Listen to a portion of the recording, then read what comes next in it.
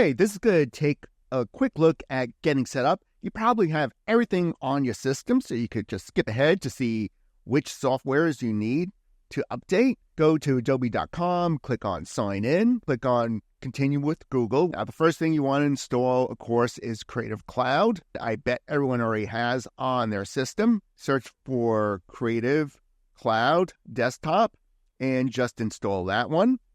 I'm not going to install it again. After you have Creative Cloud installed, you would just click on it to open it up again. If you don't see it, you could open it up from your Applications folder. You either could do your installations from Creative Cloud on your desktop, which is probably the right way to go, or you can also use the website. So assuming you're going to use Creative Cloud, which is the desktop application, you would just click on anything that needs to be updated. And I did this already, so I don't think I have anything that needs to be updated.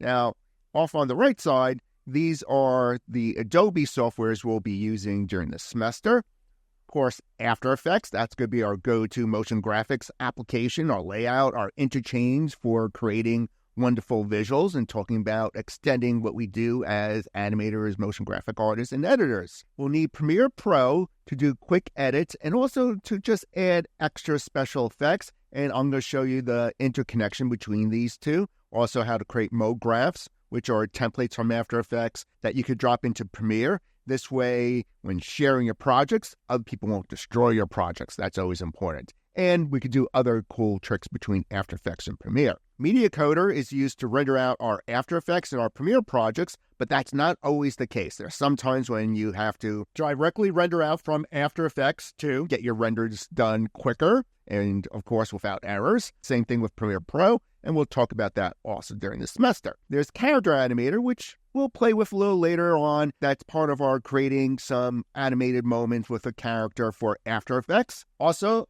Adobe Audition is used for processing sound, which is different than stretching sound, and we'll take a quick look at that during the intro video and more during the semester. Illustrator, vector art into After Effects is beautiful. Even though rasterized art from Photoshop is cool, with vector art, besides infinite resolution, we could also do line animations that created from Illustrator and brought into After Effects to create that motion graphic moment. In addition to the Adobe suite of software, we will be using one or two small applications out there. Blender is an open community, totally free, awesome piece of software. The way we're going to use it is to manipulate an asset to get it into After Effects. After Effects has some legacy ways of dealing with 3D models, and this new way that Adobe has added will make the workflow so much easier, opening up what you can do. So here, you would just click on Download, the Windows installer, and for Macs, choose Mac OS.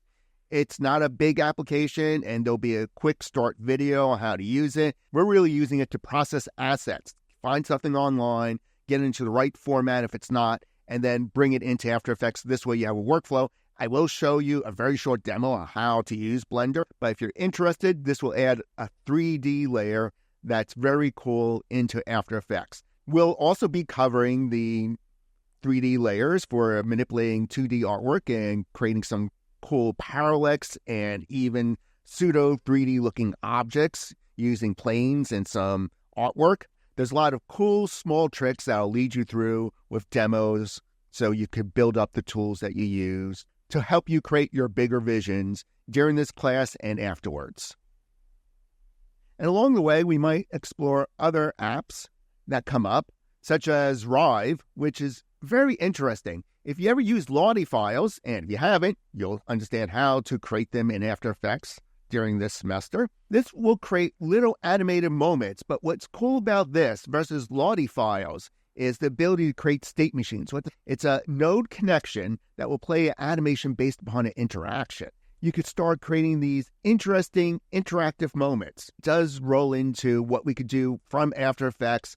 We could create a video here and maybe use it as part of our timeline in After Effects or another motion graphic project. And since Lottie files are the go-to right now, created in After Effects, maybe this will be the go-to in the future. So as motion graphic designers and artists and creators, we always want to keep up on the best tools to put into our workflows so we could continue telling bigger and bigger stories that meet our audience and, of course, our client needs and our own passion for storytelling.